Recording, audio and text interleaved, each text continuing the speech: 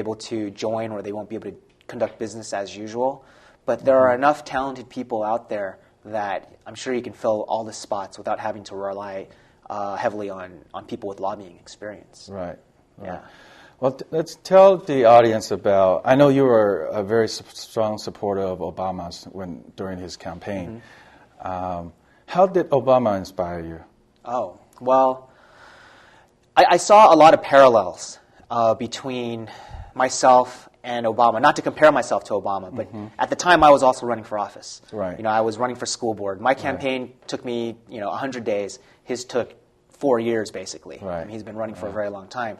But when I was running, he was running, and the same arguments were made. Oh, he's too young. He should wait his turn. Right.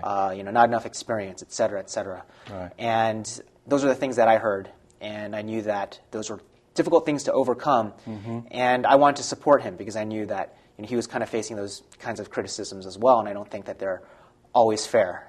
Age doesn't equate with experience. Age doesn't always bring you wisdom. And I think we need to have people from all sorts of backgrounds, demographics, and age ranges representing us in government, and which is one of the reasons why I ran. Another thing that I really liked about him, which reminded me of my own past, was he grew up in Southeast Asia. During his formative years, he lived in Indonesia. Right. And during my formative years, I lived in Singapore. So I was also in Southeast Asia. I see. So I saw a lot of similarities. He was born in Hawaii. He was an African-American among Asians. I was born in Kalamazoo. I was an Asian among Caucasians. So, I saw a lot of similarities there, and I took a liking to his personal story. I see. Yeah. And then, of course, you look at his qualifications. He went to Occidental, then transferred to Columbia, went to Harvard Law, and was the first African-American president of the Law Review, which is a very, very big deal. So you knew that he had the ability to be a consensus builder and that he wasn't an ideologue. He can work with people. And, I loved his message. I knew that he was intelligent. And finally, I got a chance to meet Michelle Obama as well. Right. Yeah, I see that in one of your photo albums. Yeah, one of my photos. Yeah. And she blew me away. Before I was a big Hillary supporter, and I thought, Hillary or Obama, they're both good. Right. Because when you have Hillary, you have Bill. And then I met Michelle, and I was blown away by her. Very intelligent woman. She went to Princeton and Harvard Law School as well. Right. She's earned everything that she's gotten. And she was just a very capable woman that I knew, coming into this White House, we would also have a team. Right. As we would if it was the Clintons. Now we have the Obamas. Right. And thanks to her and her willingness to invest in the young people, it's a big story in our community where the nightdress she wore to the ball was designed by a Taiwanese-born designer. Right. Jason Wu, I think. Jason that's his Wu. name. Yeah. Yeah, that's a really big deal. Because, big deal. To choose someone that's kind of a little bit obscure, a minority, and to launch them into the stratosphere of fashion, that's great. And she could have gone with a more conservative choice, but I think she was very conscious of what she was doing, wanting to promote younger people and people who don't traditionally get those opportunities to be publicized. Right. Yeah, I was very touched by that. I mean, it was, of course, given us the, Asian Americans that she's willing to wear a dress designed by Asian Americans. Right. So, I was very, very, very impressed, blown away by that. Yeah. Well, this segment's time is up. Let us take a break. We'll be back, and let's talk about more. Let's ask Jay and talk more about Obama administration.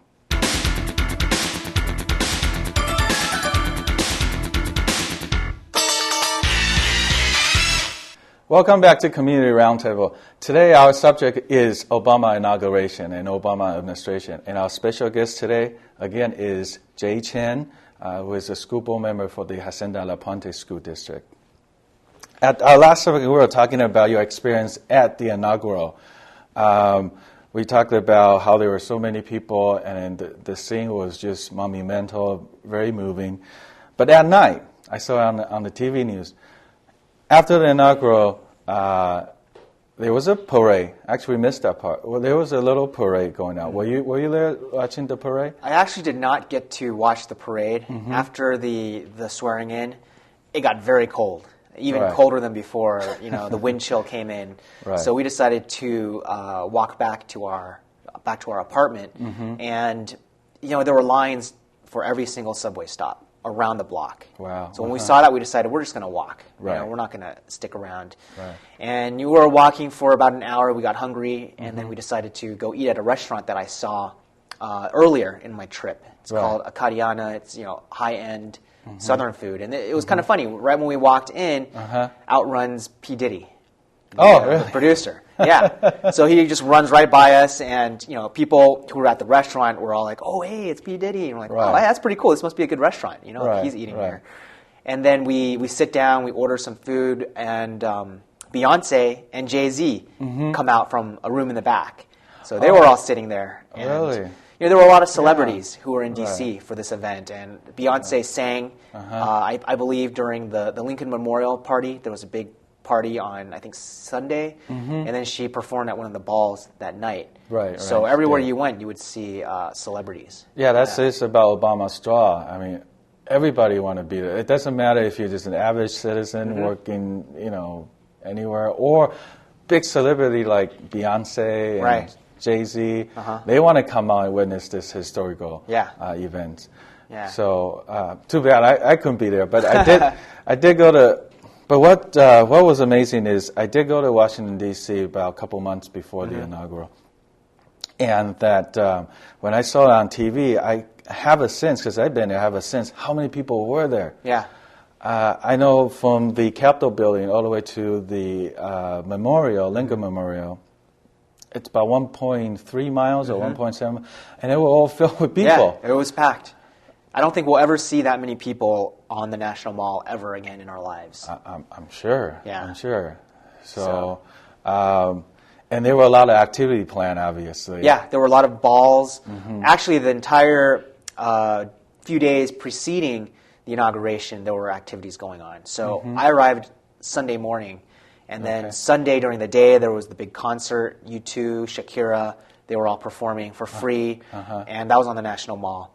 Okay. And at night, I went to the California Bash, and basically the California Democratic Party rented out the entire Smithsonian Air and Space Museum. Oh, that must be fun. And they had food there, and all the elected officials were there, and just mingling and seeing the exhibits, and that was a very good time. Right. Yeah, that was Sunday night. Then Monday night there was the Pearl Gala, and this was the event where this was the biggest Asian American event. About 1,500 people went to this. It was at the Mandarin Oriental. Wow. And that's where I got to meet Eric Shinseki, Chris Liu, and Norman Mineta, the prior secretary. He was there. Secretary of Transportation. And a lot of elected officials were there as well. Right. And Eric Shinseki is going to be He's the Veteran Affairs. Secretary of Veteran Affairs. And also Stephen Chu. He was there, but I didn't get to see him. Oh, I got there late. He's going to be the Energy Secretary. Right, Secretary of Energy. And I personally think it's so great that we have Stephen Chu as Energy Secretary. He's a Chinese American. Right. And as we all know, the Energy Department was the scene of some pretty sad and embarrassing acts in a prior administration, and that was when Wen-Ho Lee was wrongfully accused of being a spy, and it cast a pall over all Chinese American scientists at the time. So we can't bring back and correct everything from the past, but I think what Obama did was very symbolic by appointing a Chinese American to the Energy Department, which at one point was tarnished and was a scene of racial scapegoating. Right. I remember that incident when they falsely accused Wen-Ho Lee, and I think it was maybe for me, my point of view, my experience is kind of watershed moment where a lot of Asian Americans took politics seriously from that time point on, because they know that if they don't participate, their rights could be trampled by anybody want to trample them. So that was a difficult time, and that was actually a Democratic administration. So this kind of stuff cuts both ways. It doesn't really matter if you're a Republican or a Democrat.